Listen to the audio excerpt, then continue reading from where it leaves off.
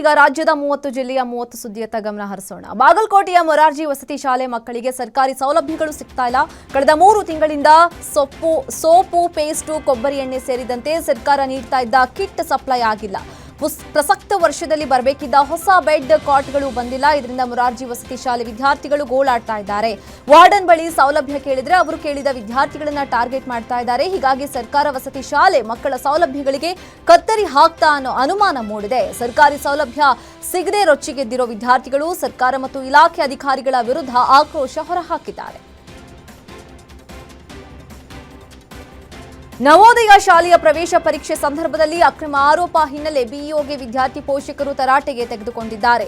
ಬೀದರ್ ಜಿಲ್ಲೆ ಬಸವ ಕಲ್ಯಾಣ ಕೂಬು ಕಾಲೇಜ್ ಪರೀಕ್ಷೆ ಕೇಂದ್ರದಲ್ಲಿ ಹೈ ಡ್ರಾಮಾವಾಗಿದ್ದು, ಎಕ್ಸಾಮ್ ಸೆಂಟರ್ನಲ್ಲೇ ಕ್ಷೇತ್ರ ಶಿಕ್ಷಣಾಧಿಕಾರಿ ಸಿದ್ದವೀರಯ್ಯ ರದ್ನೂರ್ಗೆ ತರಾಟೆಗೆ ತೆಗೆದುಕೊಂಡಿದ್ದಾರೆ. ಇನ್ನು ಪರೀಕ್ಷೆಯಲ್ಲಿ ವ್ಯವಸ್ಥಿತವಾಗಿ ಕೆಲವರಿಗೆ ಚೀಟಿ ನೀಡಲಾಗ್ತಾ ಇದೆ. ಅವರ ಕೋಚಿಂಗ್ ಸೆಂಟರ್ನಲ್ಲಿ ಕಲಿತ ವಿದ್ಯಾರ್ಥಿಗಳಿಗೆ ಪರೀಕ್ಷೆ ಬರೆಯಲು ಸಹಾಯ ಮಾಡಿದ್ದಾರೆ. ಹೀಗಾಗಿ ಬಡ ಮಕ್ಕಳಿಗೆ ಅನ್ಯಾಯ ಆಗ್ತಾ ಇದೆ ಅಂತ ಪೋಷಕರು ಆರೋಪ ಮಾಡಿದ್ದಾರೆ. ತಡರಾತ್ರಿ 3 ಯುವತಿಯರು ಸೇರಿ ಓರ್ವ ಯುವಕನಿಗೆ ಅಶ್ಲೀಲವಾಗಿ ಅವಾಚ್ಯ ಪದಗಳಿಂದ ನಿಂದಿಸಿರೋ ವಿಡಿಯೋ ಜಾಲತಾಣದಲ್ಲಿ ಸಿಕ್ಕಾಪಟ್ಟೆ ವೈರಲ್ ಆಗ್ತಾ ಇದೆ.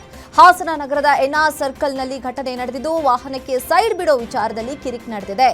ಇದೇ ವಿಚಾರವಾಗಿ ಯುವತಿಯರು ಯುವಕನಿಗೆ ಕೆಟ್ಟದಾಗಿ ಬೈದಿದ್ದು, ನೆಟ್ಟಿಗರು ಅಸಮಾಧಾನ ಹೊರಹಾಕಿದ್ದಾರೆ. ವಿಕಲಚೇತನ ಯುವತಿ ಮೇಲೆ ಯುವಕನೊಬ್ಬ ಅತ್ಯಾಚಾರವೆಸಗಿದ್ದ ಆಕೆಯನ್ನ ಗರ್ಭಿಣಿ ಮಾಡಿರೋ ಘಟನೆ ಮಂಡ್ಯದ ಕೆಆರ್ಪೇಟೆ ತಾಲೂಕಿನ ಗ್ರಾಮದಲ್ಲಿ ನಡೆದಿದೆ. ಅತ್ಯಾಚಾರದ ಬಗ್ಗೆ ಯಾರಿಗೂ ಹೇಳದಂತೆ ಯುವತಿಗೆ ಬೆದರಿಕೆ ಒಡ್ಡಿದ್ದಾನೆ ಅಂತ ಸಂತ್ರಸ್ತೆ ಪಟ್ಟಣ ಪೊಲೀಸ್ ಠಾಣೆಗೆ ದೂರು ಕೊಟ್ಟಿದ್ದಾಳೆ. ಪಕ್ಕದ ಮನೆಯ 27 ವರ್ಷ ಪೃಥ್ವಿ ಎಂಬಾತನಿಂದ ಅತ್ಯಾಚಾರ ನಡೆದಿರೋ ಆರೋಪ ಕೇಳಿಬಂದಿದೆ. ಯುವತಿ ಗರ್ಭಿಣಿ ಅಂತ ಗೊತ್ತಾದ ಬಳಿಕ ಮನೆಯವರು ಮದುವೆಗೆ ಒತ್ತಾಯಿಸಿ ಒಪ್ಪಿಸಿದ್ರು. ಆದ್ರೀಗ ಮದುವೆ ಆಗದೆ ಉಲ್ಟಾ ಹೊಡೆದಿರೋದಾಗಿ ದೂರಿನಲ್ಲಿ ಸಂತ್ರಸ್ತೆ ಉಲ್ಲೇಖಿಸಿದ್ದಾಳೆ. ಕೆಆರ್ಪೇಟೆ ಗ್ರಾಮಾಂತರ ಪೊಲೀಸ್ ಠಾಣೆಯಲ್ಲಿ ಪೊಲೀಸರು ಪ್ರಕರಣ ದಾಖಲಿಸಿಕೊಂಡು ತನಿಖೆ ಆರಂಭಿಸಿದ್ದಾರೆ. ಹುಬ್ಬಳ್ಳಿಯಲ್ಲಿ ಕಾಮುಕನಿಗೆ ಸಾರ್ವಜನಿಕರು ಧರ್ಮದೇಟು ನೀಡಿರೋ ಘಟನೆ ಹುಬ್ಬಳ್ಳಿಯ ಕಸಬಪೇಟೆ ಪೊಲೀಸ್ ಠಾಣೆ ವ್ಯಾಪ್ತಿಯಲ್ಲಿ ನಡೆದಿದೆ. ಈತ ರಸ್ತೆಯಲ್ಲಿ ಓಡಾಡೋ ಅಪ್ರಾಪ್ತ ಬಾಲಕಿಯರನ್ನ ಪುಸಲಾಯಿಸ್ತಾ ಅಸಭ್ಯವಾಗಿ ವರ್ತಿಸ್ತಾ ಇದ್ದಾರೆ. ಢ್ಯಾಂಡ್ ಆಗಿ ಸಿಕ್ಕಿಬಿದ್ದವನಿಗೆ ಸ್ಥಳೀಯರು ಹಿಗ್ಗಾಮುಗ್ಗಾ ಥಳಿಸಿ ಕಸಬಾಪೇಟೆ ಪೊಲೀಸರಿಗೆ ಹಸ್ತಾಂತರಿಸಿದ್ದಾರೆ. ಡಿಸಿಎಂ ಡಿಕೆ ಶಿವಕುಮಾರ್ ಕಾರ್ಯಕ್ರಮ ನಡೆಯುವ ಸ್ಥಳದಲ್ಲಿ ಕಾರೊಂದು ಹೊತ್ತಿ ಉರಿದಿದೆ. ದೇವನಹಳ್ಳಿ ಹೊರವಲಯದ ಅಂಬಿಕಾ ಲೇಔಟ್ ಬಳಿ ಕಾರ್ಯಕ್ರಮ ನಡೀತಾ ಇದ್ದು, ವೇದಿಕೆಯ ಬಳಿಯೇ ಕಾರು ಧಗಧಗನೆ ಹೊತ್ತಿ ಉರಿದಿದೆ. ಅಗ್ನಿಶಾಮಕ ದಳ ಸಿಬ್ಬಂದಿ ಬೆಂಕಿ ನಂದಿಸುವಲ್ಲಿ ಯಶಸ್ವಿಯಾಗಿದ್ದಾರೆ. ಜನವರಿಯಲ್ಲಿ ನಟ ದರ್ಶನ್ಗೆ ಜಾಮೀನು ಸಿಗುತ್ತೆ ಅಂತ ಹಾವೇರಿಯಲ್ಲಿ ನಟ ಜೈದ್ ಖಾನ್ ಅಚ್ಚರಿ ಹೇಳಿಕೆ ಕೊಟ್ಟಿದ್ದಾರೆ. ಹಾವೇರಿಯಲ್ಲಿ ಮಾತನಾಡಿ, ಜನವರಿ 23ರ ಒಳಗೆ ಜಾಮೀನು ಸಿಗದಿದ್ರೆ ಜೈಲಿಗೆ ಹೋಗಿ ದರ್ಶನ್ ಅಣ್ಣನ ಆಶೀರ್ವಾದ ತೆಗೆದುಕೊಂಡು ಬರ್ತೀನಿ ಅಂತ ಹೇಳಿದ್ದಾರೆ. ಇನ್ನು ಡೆವಿಲ್ ಸಿನಿಮಾ ತುಂಬಾ ಚೆನ್ನಾಗಿದೆ ಎಂದಿರೋ ಜೈದ್ ಖಾನ್, ತಮ್ಮ ಹಿಂದಿನ ಸಿನಿಮಾ ಮೇಲೆ ತಂದೆ ಜಮೀರ್ ಅವರ ರಾಜಕೀಯ ಬೆಳವಣಿಗೆಗಳಿಂದ ನೆಗೆಟಿವ್ ಎಫೆಕ್ಟ್ ಆಗಿದೆ ಅಂತ ಹೇಳಿದರು. ಬಿಸಿಯೂಟದ ಅನ್ನ ಮತ್ತು ಬೇಳೆ ಸಾಂಬಾರ್ನಲ್ಲಿ ಹುಳುಗಳು ಪತ್ತೆಯಾಗಿದ್ದು, ಶಾಲೆಯ ಮುಖ್ಯ ಶಿಕ್ಷಕ ಹಾಗೂ ಸಿಬ್ಬಂದಿಗೆ ಪೋಷಕರು ತರಾಟೆಗೆ ತೆಗೆದುಕೊಂಡಿದ್ದಾರೆ. ದಾವಣಗೆರೆಯ ಜಗಳೂರು ತಾಲೂಕಿನ ಚಿಕ್ಕಬನ್ನಿಕಟ್ಟೆ ಗ್ರಾಮದ ಸರ್ಕಾರಿ ಶಾಲೆಯಲ್ಲಿ ಆಹಾರ ಪದಾರ್ಥಗಳನ್ನು ಸ್ವಚ್ಛಗೊಳಿಸದೆ ಅಡುಗೆ ಮಾಡಲಾಗುತ್ತೆ. ಹೀಗಾಗಿ ಅನ್ನ ಹಾಗೂ ಸಾಂಬಾರ್ನಲ್ಲಿ ಹುಳುಗಳು ಕಂಡು ಬರ್ತಾ ಇದ್ದು, ವಿದ್ಯಾರ್ಥಿಗಳು ಊಟವನ್ನ ಚರಂಡಿಗೆ ಎಸಿತಾ ಇದ್ರು. ಈ ಬಗ್ಗೆ ಪೋಷಕರು ಆಕ್ರೋಶ ಹೊರಹಾಕಿದ್ದು, ಶುದ್ಧವಾದ ಆಹಾರ ನೀಡಿ ಇಲ್ವಾದ್ರೆ ರಾಜೀನಾಮೆ ಕೊಡಿ ಅಂತ ಆಗ್ರಹಿಸಿದ್ದಾರೆ. ಅಲ್ಲದೆ ಕೂಡಲೇ ಮೇಲಾಧಿಕಾರಿಗಳು ಸ್ಥಳಕ್ಕೆ ಬರುವಂತೆ ಪಟ್ಟು ಹಿಡಿದಿದ್ದಾರೆ. ಬಾಗಲಕೋಟೆಯ ವೀರಾಪುರ ಪುನರ್ವಸತಿ ಕೇಂದ್ರದಲ್ಲಿ ಕಳ್ಳರು ತಮ್ಮ ಕೈಚಳಕ ತೋರಿಸಿದ್ದಾರೆ. ಮನೆಯ ಬೀಗ ಒಡೆದು 1 ಕೆಜಿ ಬೆಳ್ಳಿ, 16,000 ನಗದು, 1 ಮೊಬೈಲ್ ದೋಚಿ ಪರಾರಿಯಾಗಿದ್ದಾರೆ. ಮನೆಯಲ್ಲಿನ ಸಾಮಗ್ರಿಗಳನ್ನು ಚಿಲ್ಲಾಪಿಲ್ಲಿಯಾಗಿ ಎಸೆದು ಹಿತ್ತಲ ಬಾಗಿಲಿನಿಂದ ಎಸ್ಕೇಪ್ ಆಗಿದ್ದಾರೆ. ಅನಂತಮೂರ್ತಿ ಎಂಬುವರ ಮನೆಯಲ್ಲಿ ಶಿವು ಕಟಗೇರಿ ಬಾಡಿಗೆಗೆ ವಾಸವಾಗಿದ್ರು. ಮನೆಯಲ್ಲಿ ಯಾರೂ ಇಲ್ಲದಾಗ ಕಳ್ಳರು ತಮ್ಮ ಕೈಚಳಕ ತೋರಿಸಿದ್ದಾರೆ. ಕಲಾದಗಿ ಪೊಲೀಸ್ ಠಾಣೆಯಲ್ಲಿ ಈ ಸಂಬಂಧ ಪ್ರಕರಣ ದಾಖಲಾಗಿದೆ. ಮಲೆನಾಡು ಪ್ರದೇಶಗಳಲ್ಲಿ ಕಾಡು ಪ್ರಾಣಿಗಳ ಹಾವಳಿ ನಿರಂತರವಾಗಿ ಮುಂದುವರಿತಾ ಇದೆ. ಇತ್ತ ಜಮೀನಿನಲ್ಲಿ ಕೆಲಸ ಮುಗಿಸಿ ಮನೆಗೆ ಹೋಗುವಾಗ ಚಿರತೆ ಕಂಡು ಕೃಷಿಕ ದಂಪತಿ ಭಯಭೀತರಾಗಿದ್ದಾರೆ.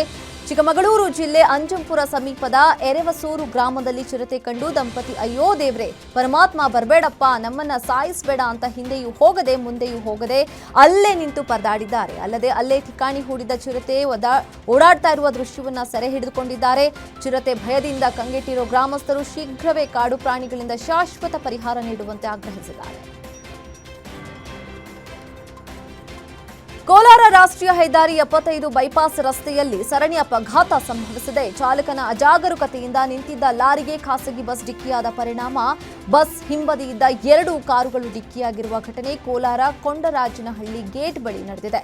ಅಪಘಾತದಲ್ಲಿ ವಿಸ್ಟ್ರಾನ್ ಕಂಪನಿಗೆ ಸೇರಿದ ಉದ್ಯೋಗಿಗಳನ್ನ ಕರೆದೊಯ್ದ ಇದ್ದ ಬಸ್ ಚಾಲಕನಿಗೆ ಗಂಭೀರ ಗಾಯವಾಗಿದ್ದು 2 ಕಾರುಗಳು ಜಖಮಾಗಿದೆ. ಘಟನೆಗೆ ಸಂಬಂಧಪಟ್ಟಂತೆ ಸ್ಥಳಕ್ಕೆ ಕೋಲಾರ ಗ್ರಾಮಾಂತರ ಠಾಣೆ ಪೊಲೀಸರು ಭೇಟಿ ನೀಡಿ ಪರಿಶೀಲನೆ ನಡೆಸಿದ್ದಾರೆ.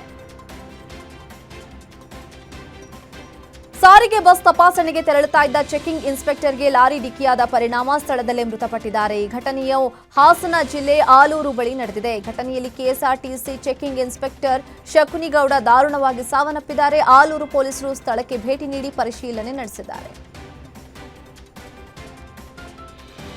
2 ಒಮಿನಿಗಳ ನಡುವೆ ಭೀಕರ ಅಪಘಾತ ಸಂಭವಿಸಿದ್ದು ಅಪಘಾತದಲ್ಲಿ 10 ಮಂದಿಗೆ ಗಂಭೀರ ಗಾಯಗಳಾಗಿದೆ. ಈ ಘಟನೆ ತುಮಕೂರು ಜಿಲ್ಲೆಯ ಚಿಕ್ಕನಾಯಕನಹಳ್ಳಿಯಲ್ಲಿ ನಡೆದಿದೆ. ಗಾರ್ಮೆಂಟ್ಸ್ಗೆ ಕಾರ್ಮಿಕರನ್ನ ಕರೆದೊಯ್ತಾ ಇದ್ದ ಒಮಿನಿ ಹಾಗೂ ಎದುರಿನಿಂದ ಬರ್ತಾ ಇದ್ದ ಮತ್ತೊಂದು ಒಮಿನಿ ನಡುವೆ ಡಿಕ್ಕಿಯಾಗಿದೆ.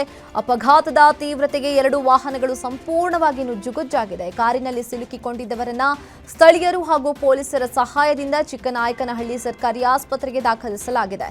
ಘಟನೆಗೆ ಸಂಬಂಧಪಟ್ಟಂತೆ ಚಿಕ್ಕನಾಯಕನಹಳ್ಳಿ ಪೊಲೀಸ್ ಠಾಣೆಯಲ್ಲಿ ಪ್ರಕರಣ ದಾಖಲಾಗಿದೆ.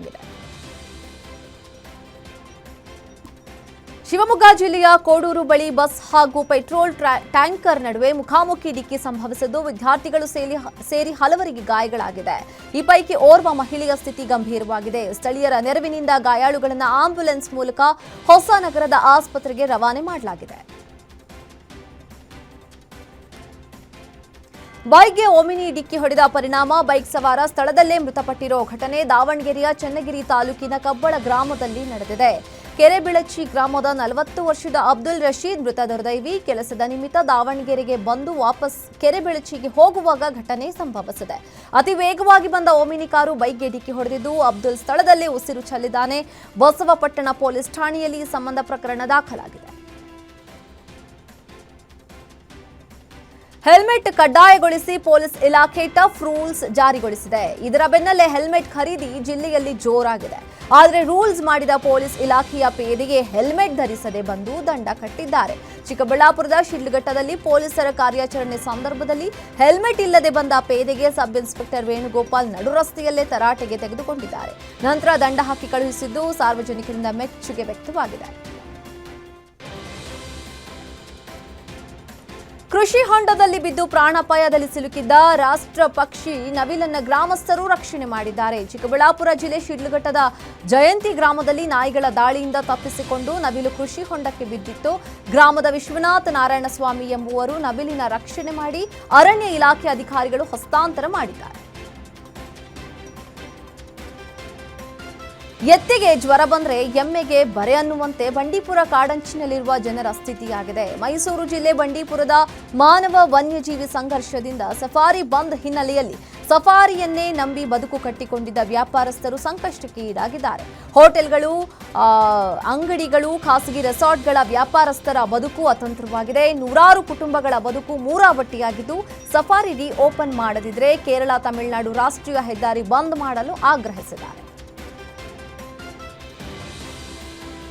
ಮೈಸೂರು ಕೇಂದ್ರ ಕಾರಾಗೃಹದಲ್ಲಿ ಕೈದಿಗೆ ಗಾಂಜಾ ಪೇಸ್ಟ್ ಸರಬರಾಜು ಮಾಡಲು ಯತ್ನಿಸಿದ ಮಹಿಳೆ ರೆಡ್ ಹ್ಯಾಂಡ್ ಆಗಿ ತಗಲಾಕೊಂಡಿದ್ದಾರೆ. ಕರ್ನಾಟಕ ರಾಜ್ಯ ಕೈಗಾರಿಕಾ ಭದ್ರತಾ ಪಡೆ ರೂಪ ಎಂಬಾಕೆಯಿಂದ ಗಾಂಜಾ ವಶಕ್ಕೆ ಪಡೆದಿದೆ. ಆಕಾಶ್ ಎಂಬ ಖೈದಿಗೆ ಗಾಂಜಾ ಪೇಸ್ಟ್ ಸರಬರಾಜು ಮಾಡಲು ಈಕೆ ಯತ್ನಿಸಿದ್ದು ಬೆಳಕಿಗೆ ಬಂದಿದೆ. ವಿಸಿಟರ್ ಆಗಿ ಆಕಾಶ್ ನೋಡಲು ಬಂದಿದ್ದ ರೂಪ ಗಾಂಜಾ ಸಪ್ಲೈಗೆ ಮುಂದಾಗಿದ್ಲು. ತನ್ನ ಜೀನ್ಸ್ ಪ್ಯಾಂಟ್ ಬೆಲ್ಟ್ನಲ್ಲಿ ಗಾಂಜಾ ಅಡಗಿಸಿಕೊಂಡು ಬಂದಿದ್ಲು. ತಪಾಸಣೆ ಸಂದರ್ಭದಲ್ಲಿ ರಾಜ್ಯ ಕೈಗಾರಿಕಾ ಭದ್ರತಾ ಪಡೆ ಸಿಬ್ಬಂದಿ 6 ಪ್ಯಾಕೆಟ್ ಗಾಂಜಾ ಪೇಸ್ಟ್ ವಶಕ್ಕೆ ಪಡೆದಿದೆ. ಮಂಡಿ ಪೊಲೀಸ್ ಠಾಣೆಯಲ್ಲಿ ಸಂಬಂಧ ಪ್ರಕರಣ ದಾಖಲಾಗಿದೆ. ದೀಪದಿಂದ ಬೆಂಕಿ ಹೊತ್ತಿ ಇಡೀ ಅಯ್ಯಪ್ಪ ಸನ್ನಿಧಾನಕ್ಕೆ ಬೆಂಕಿ ವ್ಯಾಪಿಸಿರೋ ಭಯಾನಕ ಘಟನೆ ಹುಬ್ಬಳ್ಳಿಯಲ್ಲಿ ನಡೆದಿದೆ. ಹೊಸೂರು ಬಳಿ ಅಯ್ಯಪ್ಪ ಮಾಲಾಧಾರಿಗಳು ತಮಗೆ ಸನ್ನಿಧಾನ ಮಾಡಿಕೊಂಡಿದ್ರು. ಪ್ರತಿದಿನ ಪೂಜೆ ಮಾಡುವಂತೆ ಇಂದು ಸಹ ಮಾಡಿದ್ರು. ಆದರೆ ಅಚಾನಕ್ ಆಗಿ ದೀಪದಿಂದ ಬೆಂಕಿ ಹೊತ್ತಿದ್ದು ಇಡೀ ಅಯ್ಯಪ್ಪ ಸನ್ನಿಧಾನ ಬೆಂಕಿಯಿಂದ ಹೊತ್ತಿ ಉರಿದಿದೆ. ಕೂಡಲೇ ಸ್ಥಳೀಯರು ಅಗ್ನಿಶಾಮಕ ದಳಕ್ಕೆ ಕರೆ ಮಾಡಿದ್ದಾರೆ. ಸ್ಥಳಕ್ಕೆ ಬಂದ ಫೈರ್ ಫೈಟರ್ಸ್ ಬೆಂಕಿ ನಂದಿಸುವಲ್ಲಿ ಯಶಸ್ವಿಯಾಗಿದ್ದಾರೆ. ಈ ಅವಘಡದಲ್ಲಿ ಯಾವುದೇ ಪ್ರಾಣಹಾನಿ ಸಂಭವಿಸಿಲ್ಲ. ಶ್ರೀರಂಗಪಟ್ಟಣ ಬಸ್ ನಿಲ್ದಾಣ ಇತ್ತೀಚೆಗೆ ಕಳ್ಳರಿಗೆ ಹಾಟ್ ಸ್ಪಾಟ್ ಎಂಬಂತಾಗಿದೆ. ಈ ನಿಲ್ದಾಣದಲ್ಲಿ ಮಹಿಳೆಯರ ಒಡವೆ, ಪುರುಷರ ಪರ್ಸ್ ಮತ್ತು ಮೊಬೈಲ್ಗಳೇ ಕಳ್ಳರ ಟಾರ್ಗೆಟ್ ಆಗಿದೆ. ಕಳ್ಳರು ರಶ್ ಇರುವ ಬಸ್ಗಳನ್ನೇ ಟಾರ್ಗೆಟ್ ಮಾಡಿ ಪ್ರಯಾಣಿಕರ ಸೋಗಿನಲ್ಲಿ ಹತ್ತುತ್ತಾರೆ. ಆನಂತರ ಸಿಕ್ಕವರ ಬಳಿ ಪಿಕ್ ಪಾಕೆಟ್ ಮಾಡಿ ಎಸ್ಕೇಪ್ ಆಗ್ತಾರೆ. ಇವರ ಹಾವಳಿ ಬ್ರೇಕ್ ಹಾಕಲು ಬಸ್ ನಿಲ್ದಾಣದಲ್ಲಿ ಸಿಸಿಟಿವಿ ಅಳವಡಿಸಿ ಹೆಚ್ಚಿನ ಪೊಲೀಸರನ್ನ ಭದ್ರತೆಗೆ ನಿಯೋಜಿಸಿದ್ರು. ಕಳ್ಳರ ಹಾವಳಿ ಮಾತ್ರ ಕಡಿಮೆ ಆಗ್ತಾ ಇಲ್ಲ. ಇದರಿಂದ ಪ್ರಯಾಣಿಕರು ರೋಸಿ ಹೋಗಿದ್ದಾರೆ. ಇತ್ತ ಪೊಲೀಸರು ಸಹ ಹೈರಾಣಾಗಿದ್ದಾರೆ. ಕಾರ್ ಟರ್ನ್ ಮಾಡ್ತಾ ಇದ್ದ ಸಂದರ್ಭದಲ್ಲಿ ಬೈಕ್ಗೆ ಕಾರ್ ಡಿಕ್ಕಿಯಾದ ಪರಿಣಾಮ ಬೈಕ್ ಹಾಗೂ ಸವಾರ ಹಾರಿ ಬಿದ್ದಿರುವ ಘಟನೆ ಚಿಕ್ಕಮಗಳೂರು ಜಿಲ್ಲೆ ಬಣಕಲ್ ಪಟ್ಟಣದಲ್ಲಿ ನಡೆದಿದೆ. ಅಪಘಾತದಲ್ಲಿ ಬೈಕ್ ಸವಾರನ ಕಾಲಿಗೆ ಗಂಭೀರವಾಗಿ ಗಾಯವಾಗಿದೆ.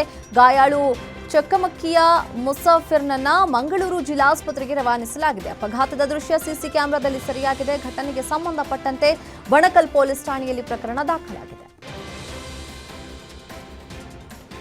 ರಾಯಚೂರಿನಲ್ಲಿ ಶಿಕ್ಷಣ ತಳಮಟ್ಟಕ್ಕೆ ಇರುವ ಹಿನ್ನೆಲೆಯಲ್ಲಿ ಜಿಲ್ಲಾಡಳಿತ ಸ್ಪರ್ಧಾತ್ಮಕ ಪರೀಕ್ಷೆ ಉಚಿತ ತರಬೇತಿಗೆ ಮಾಡ್ತಾ ಇದೆ. ನಗರದ ಕೇಂದ್ರ ಗ್ರಂಥಾಲಯದಲ್ಲಿ ನವೆಂಬರ್ 22ರಿಂದ ಆರಂಭವಾಗಿರುವ ಸ್ಪರ್ಧಾತ್ಮಕ ಪರೀಕ್ಷೆಗಳ ತರಬೇತಿ ಕಾರ್ಯಕ್ರಮವು ಯಶಸ್ವಿಯಾಗಿ ನಡೀತಾ ಇದೆ. ಈಗಾಗಲೇ ಶಿಬಿರಾರ್ಥಿಗಳಿಗೆ ಪರಿಸರ ಅಧ್ಯಯನ, ಮಾನಸಿಕ ಸಾಮರ್ಥ್ಯ, ಭಾರತೀಯ ಸಂವಿಧಾನ ವಿಷಯಗಳನ್ನು ತಜ್ಞ ಸಂಪನ್ಮೂಲ ವ್ಯಕ್ತಿಗಳಿಂದ ಪೂರ್ಣಗೊಳಿಸಲಾಗಿದ್ದು ಈಗ ಭೂಗೋಳಶಾಸ್ತ್ರ ವಿಷಯ ಬೋಧನೆ ನಡೀತಾ ಇದೆ. ಜಿಲ್ಲಾಧಿಕಾರಿಗಳು ಹಾಗೂ ರಾಯಚೂರು ಸಹಾಯಕ ಆಯುಕ್ತರು ಮುತುವರ್ಜಿ ವಹಿಸಿ ತರಬೇತಿಗೂ ಮುನ್ನ ಒಂದು ಪರೀಕ್ಷೆಯನ್ನು ಏರ್ಪಡಿಸಿ ಅದರಲ್ಲಿ ಅತಿ ಹೆಚ್ಚು ಅಂಕ ಪಡೆದ 100 ವಿದ್ಯಾರ್ಥಿಗಳಿಗೆ ತರಬೇತಿ ನಡೆಸಲಾಗ್ತಾ ಇದೆ. ಆಸಕ್ತ ಇತರ ವಿದ್ಯಾರ್ಥಿಗಳು ಮನವಿ ಮಾಡಿಕೊಂಡಿರುವುದರಿಂದ ಇತರೆ 50 ವಿದ್ಯಾರ್ಥಿಗಳು ತರಬೇತಿಯಲ್ಲಿ ಪಾಲ್ಗೊಳ್ಳುತ್ತಾ ಇದ್ದಾರೆ ಅಂತ ತರಬೇತಿ ನಡೆಸ್ತಾ ಇರುವವರು ತಿಳಿಸಿದ್ದಾರೆ. ಮುಂದಿನ ದಿನಗಳಲ್ಲಿ ಸ್ಮಾರ್ಟ್ ಕ್ಲಾಸ್ಗಳನ್ನು ಪ್ರಾರಂಭಿಸುವ ಚಿಂತನೆ ಇದ್ದು ಇದಕ್ಕೆ ಸ್ಥಳೀಯ ಜನಪ್ರತಿನಿಧಿಗಳು ಕೈಜೋಡಿಸುವ ಭರವಸೆ ಕೊಟ್ಟಿದ್ದಾರೆ. ಸೋಷಿಯಲ್ ಮೀಡಿಯಾದಲ್ಲಿ ಮೈಸೂರಿನ ಬೈಲಕುಪ್ಪೆ ಪೊಲೀಸ್ ಬಗ್ಗೆ ಅವಹೇಳನಕಾರಿ ಪೋಸ್ಟ್ ಮಾಡಿದವನನ್ನ ಬಂಧಿಸಲಾಗಿದೆ. 3 ದಿನಗಳ ಹಿಂದೆ ದಿಲೀಪ್ ಗೌಡ ಎಂಬಾತ ತನ್ನ ಫೇಸ್ಬುಕ್ ಖಾತೆಯಲ್ಲಿ ಬೈಲಕುಪ್ಪೆ ಪೊಲೀಸರ ಬಗ್ಗೆ ಅವಾಚ್ಯ ಪದಗಳಿಂದ ನಿಂದಿಸಿದ್ದ. ಅಲ್ಲದೆ ಪೊಲೀಸರ ಕಾರ್ಯವೈಖರಿಯನ್ನ ಪ್ರಶ್ನಿಸಿ ಸಾರ್ವಜನಿಕ ವಲಯದಲ್ಲಿ ಇಲಾಖೆಗೆ ಕೆಟ್ಟ ಅಭಿಪ್ರಾಯ ಬರುವಂತೆ ಮಾತನಾಡಿದ. ಪೊಲೀಸರಿಗೆ ವಾರ್ನ್ ಮಾಡುವ ಶೈಲಿಯಲ್ಲಿ ಶಬ್ದವನ್ನ ಬಳಸಿದ್ದ. ಹೀಗಾಗಿ ಈತನನ್ನ ಬೆಂಗಳೂರಿನಲ್ಲಿ ವಶಕ್ಕೆ ಪಡೆಯಲಾಗಿದೆ. ಬಂಧಿತ ದಿಲೀಪ್ ಪಿರಿಯಾಪಟ್ಟಣ ತಾಲೂಕಿನ ಬೂತನಹಳ್ಳಿ ಗ್ರಾಮದವನು ಅಂತ ಗೊತ್ತಾಗಿದೆ. ಮಂಗಳೂರಿನ ಮರುವೂರು ಕೆಂಜಾರು ಪ್ರದೇಶದಲ್ಲಿ ವಧೆ ಮಾಡಿದ ಸ್ಥಿತಿಯಲ್ಲಿ 3 ಗೋವುಗಳು ಕಳೆಬರ ಪತ್ತೆಯಾಗಿದೆ. ಅರಣ್ಯ ಪ್ರದೇಶದಲ್ಲಿ 100 ಗೋವುಗಳ ಹತ್ಯೆ ನಡೆಸಿರುವ ಬಗ್ಗೆ ಹಿಂದೂ ಸಂಘಟನೆಗಳು ಆರೋಪಿಸಿ ಆಕ್ರೋಶ ಹೊರಹಾಕಿದೆ. ಸ್ಥಳಕ್ಕೆ ಬಜಪೆ ಠಾಣೆ ಪೊಲೀಸರು ಭೇಟಿ ನೀಡಿ ಪರಿಶೀಲನೆ ನಡೆಸಿದ್ದಾರೆ. ಗೋ ಹತ್ಯೆ ನಡೆಸಿದ ಸ್ಥಳದಲ್ಲೇ ಒಂದು ಜೀವಂತ ದನ, 2 ಕರುಗಳು ಕಟ್ಟಿ ಹಾಕಿದ ಸ್ಥಿತಿಯಲ್ಲಿ ಪತ್ತೆಯಾಗಿದೆ. ಸ್ಥಳೀಯ ಕಪಿಲ ಗೋಶಾಲೆಯ ಗೋವುಗಳನ್ನ ಕದ್ದು ತಂದಿರುವ ಶಂಕೆ ವ್ಯಕ್ತವಾಗಿದೆ. ಗೋ ಹಂತಕರನ್ನ ಶೀಘ್ರ ಪತ್ತೆ ಹಚ್ಚುವಂತೆ ವಿಶ್ವ ಹಿಂದೂ ಪರಿಷತ್, ಬಜರಂಗ ದಳ ಕಾರ್ಯಕರ್ತರು ಆಗ್ರಹಿಸಿದ್ದು ಸೋಮವಾರದವರೆಗೂ ಗಡುವು ನೀಡಿ ಪ್ರತಿಭಟನೆಯ ಎಚ್ಚರಿಕೆ ಕೊಟ್ಟಿದ್ದಾರೆ. ರಾಯಚೂರಿನಲ್ಲಿ ತೆಲುಗು ನಟ ಬಾಲಯ್ಯ ಪೋಸ್ಟರ್ಗೆ ಅಭಿಮಾನಿ ಬಿಯರ್ನಿಂದ ಅಭಿಷೇಕ ಮಾಡಿದ್ದಾನೆ. ಕಂಠಪೂರ್ತಿ ಕುಡಿದು ಬಾಲಯ್ಯ ನಟನೆಯ ಅಖಂಡ 2 ಸಿನಿಮಾಗೆ ಬಂದ ಅಭಿಮಾನಿ ಚಿತ್ರದ ಪೋಸ್ಟರ್ಗೆ ಬಿಯರ್ನಿಂದ ಅಭಿಷೇಕ ಮಾಡಿದ್ದಾನೆ. ರಾಯಚೂರು ನಗರದ ಪೂರ್ಣಿಮಾ ಚಿತ್ರಮಂದಿರದಲ್ಲಿ ಬಾಲಯ್ಯಗೆ ಜೈಕಾರ ಹಾಕುತ್ತಾ ಪೋಸ್ಟರ್ಗೆ ಬಿಯರ್ ಅಭಿಷೇಕ ಮಾಡಿದ್ದು ಈ ವಿಡಿಯೋ ಸೋಷಿಯಲ್ ಮೀಡಿಯಾದಲ್ಲಿ ಫುಲ್ ವೈರಲ್ ಆಗಿದೆ. ಲಾರಿ ಮತ್ತು ಬೈಕ್ ನಡುವೆ ಭೀಕರ ಅಪಘಾತ ಸಂಭವಿಸಿ ಬೈಕ್ ಸವಾರ ಸ್ಥಳದಲ್ಲೇ ಮೃತಪಟ್ಟಿದ್ದಾರೆ. ಮೈಸೂರಿನ ಟಿ ನರಸೀಪುರ ತಾಲೂಕಿನ ಸೋಸಲೆ ಗ್ರಾಮದಲ್ಲಿ ಘಟನೆ ನಡೆದಿದೆ. 26 ವರ್ಷದ ಹುಂಡಿ ಗ್ರಾಮದ ಸಿದ್ದಲಿಂಗ ಮೃತ ದುರ್ದೈವಿ. ಮುಂದೆ ಹೋಗ್ತಾ ಇದ್ದ ಆಟೋ ಓವರ್ಟೇಕ್ ಮಾಡಲು ಯತ್ನಿಸಿದ್ದ ಲಾರಿ ಚಾಲಕನ ಅಜಾಗರೂಕತೆಯಿಂದಲೇ ಅಪಘಾತ ಸಂಭವಿಸಿದೆ ಎನ್ನಲಾಗಿದೆ. ಬನ್ನೂರು ಪೊಲೀಸ್ ಠಾಣೆಯಲ್ಲಿ ಪ್ರಕರಣ ದಾಖಲಾಗಿದೆ. ಮಲೆನಾಡು ಭಾಗದಲ್ಲಿ ಕಾಡಾನೆಗಳ ಹಾವಳಿ ವಿಪರೀತವಾಗಿದೆ. ಚಿಕ್ಕಮಗಳೂರಿನ ಮೂಡಿಗೆರೆ ತಾಲೂಕಿನ ದೊಡ್ಡಕುಂದೂರು ಗ್ರಾಮದಲ್ಲಿ ಕಾಡಾನೆ ಕಾಣಿಸಿಕೊಂಡಿದ್ದು ಪಟಾಕಿ ಸಿಡಿಸಿ ಸ್ಥಳೀಯರು ಓಡಿಸಿದ್ದಾರೆ. ಕೃಷಿ ಜಮೀನುಗಳಿಗೆ ಕಾಡಾನೆಗಳು ಲಗ್ಗೆ ಇಡ್ತಾ ಇದ್ದು ಬೆಳೆಗಳನ್ನು ನಾಶಪಡಿಸ್ತಾ ಇದೆ. ವನ್ಯ ಮೃಗಗಳ ಕಾಟಕ್ಕೆ ಕಾಫಿನಾಡಿನ ಜನರು ಬೇಸತ್ತಿದ್ದು ಅರಣ್ಯ ಇಲಾಖೆ ವಿರುದ್ಧ ಆಕ್ರೋಶ ಹೊರಹಾಕ್ತಾ ಇದ್ದಾರೆ. ವ್ಯಕ್ತಿಯ ಮೇಲೆ ಅಪರಿಚಿತರು ಮಾರಕಾಸ್ತ್ರಗಳಿಂದ ಹಲ್ಲೆ ನಡೆಸಿ ಕೊಲೆ ಮಾಡಿರೋ ಘಟನೆ ಮೈಸೂರಿನ ಟಿ ನರಸೀಪುರ ಪಟ್ಟಣದಲ್ಲಿ ನಡೆದಿದೆ. ಆಸ್ಪತ್ರೆಯಲ್ಲಿ ಚಿಕಿತ್ಸೆ ಫಲಿಸದೆ 32 ವರ್ಷದ ವಿನೋದ್ ಮೃತಪಟ್ಟಿದ್ದು ಈತ ಟಿ ನರಸೀಪುರದ ಹಳೆ ತಿರುಮಕೂಡಲು ನಿವಾಸಿ ಎನ್ನಲಾಗಿದೆ. ಘಟನಾ ಸ್ಥಳಕ್ಕೆ ಶ್ವಾನದಳ ಟಿ ನರಸೀಪುರ ಪೊಲೀಸರು ಭೇಟಿ ನೀಡಿ ಪರಿಶೀಲನೆ ನಡೆಸಿದ್ದಾರೆ. ಕೊಲೆಗೆ ನಿಖರ ಕಾರಣ ತಿಳಿದುಬಂದಿಲ್ಲ. ಬೆಂಗಳೂರು ಗ್ರಾಮಾಂತರ ಜಿಲ್ಲೆಯ ನೆಲಮಂಗಲದಲ್ಲಿ ನಿವೃತ್ತ ಸೇನಾಧಿಕಾರಿಗಳು ಹಾಗೂ ದೇಶಭಕ್ತ ಸೈಕಲಿಸ್ಟ್ಗಳ ಜಾಗರಣ ಜಾಥಾ ಎಲ್ಲರ ಗಮನ ಸೆಳೆಯಿತು. 3600 ಕಿಲೋಮೀಟರ್ ಸ್ವದೇಶಿ ಜಾಗರಣ ಸೈಕಲ್ ಯಾತ್ರೆಯಲ್ಲಿ ನೂರಾರು ಮಂದಿ ಭಾಗವಹಿಸಿದ್ರು. ಸತ್ಯಸಾಯಿ ಸನಾತನ ಚಾರಿಟೇಬಲ್ ಅರ್ಜುನ್ ಬೆಟ್ಟಹಳ್ಳಿಯಿಂದ ಆರಂಭವಾಗಿ ಕುಣಿಗಲ್ ಬೈಪಾಸ್ ಮೂಲಕ ಮಾಗಡಿ ಮಾರ್ಗವಾಗಿ ರಾಮನಗರದತ್ತ ಜಾಥಾ ಸಾಗಿತು. ಯಾತ್ರೆಯುದ್ದಕ್ಕೂ ಸ್ವದೇಶಿ ಬಳಸಿ ದೇಶ ಬೆಳೆಸಿ ಎಂಬ ಸಂದೇಶ ಸಾರಿ ಜಾಗೃತಿ ಮೂಡಿಸಿದರು.